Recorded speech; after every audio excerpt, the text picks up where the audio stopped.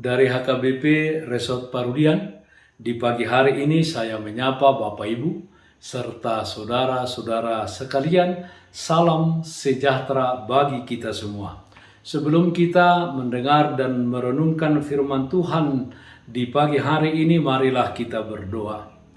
Berfirmanlah ya Tuhan, hati dan pikiran telah kami buka untuk disapa firman-Mu. Amin. Firman Tuhan yang menjadi sumber kekuatan dan sukacita bagi kita di akhir pekan ini, di dalam melaksanakan aktivitas kita Sabtu 9 April 2022, tertulis dalam 1 Timotius pasal 1 ayat 5. Demikian bunyinya. Tujuan nasihat itu ialah kasih yang timbul dari hati yang suci, dari hati nurani yang murni, dari iman yang tulus ikhlas.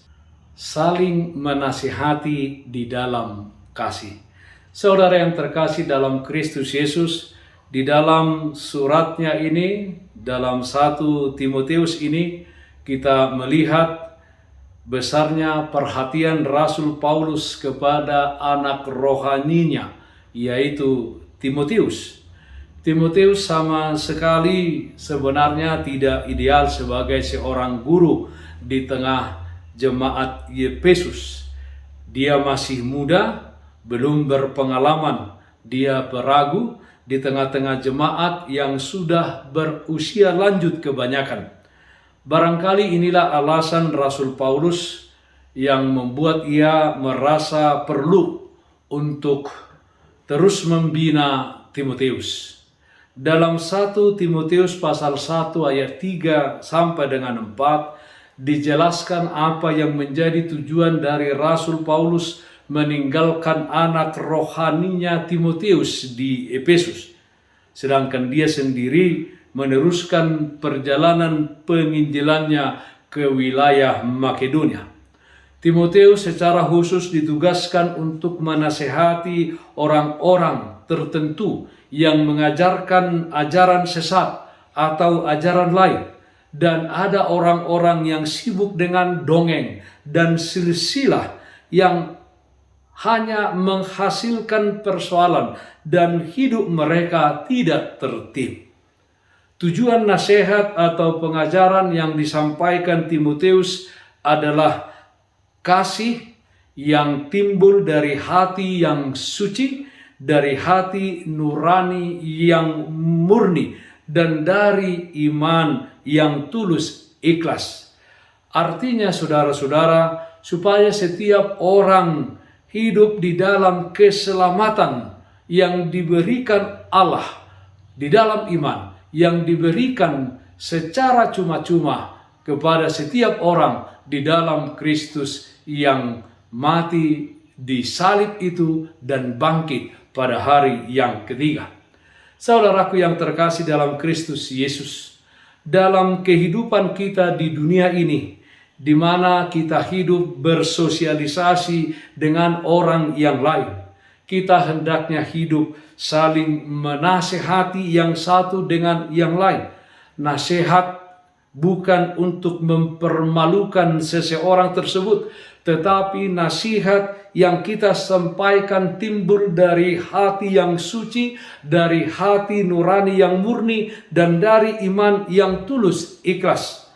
Jadi jelas bahwa nasihat itu harus diberikan dalam kasih, supaya seseorang yang mendengar nasihat itu memiliki kehidupan yang berkenan di hadapan Tuhan dan memiliki hati nurani yang murni.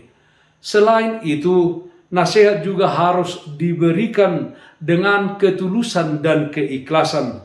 Artinya, di dalam memberikan nasihat, kita tidak boleh mengharapkan sesuatu. Harapan dan kepentingan kita hanya satu, yaitu supaya seseorang itu menjadi lebih baik dan hidup di dalam kemuliaan Tuhan. Tidak ada kepentingan diri kita sendiri atau mencari keuntungan untuk diri kita di dalam memberikan nasihat dan pengajaran kepada orang lain, tetapi supaya Yesus dipermuliakan. Saudaraku yang terkasih dalam Kristus Yesus, jika kita hendak menjadi seorang pemberi nasihat, kita harus menguji diri kita sendiri terlebih dahulu. Apakah kita sudah layak dan sudah pantas untuk memberi nasihat dengan benar kepada orang lain? Betapa berbahayanya jika orang-orang yang sudah merasa berhak memberikan nasihat, apalagi sudah merasa berhak mengajar, tetapi tidak memiliki integritas. Apa yang dinasihatkan dan diajarkan tidak sama dengan yang terlihat di dalam perbuatan sehari-hari. Karena itu saudara-saudara, hiduplah saling menasihati di dalam kasih, di dalam iman, di dalam kemurnian hati, di dalam ketulusan, untuk saling membangun dan nama Tuhan dipermuliakan karena kehidupan yang kita tunjukkan.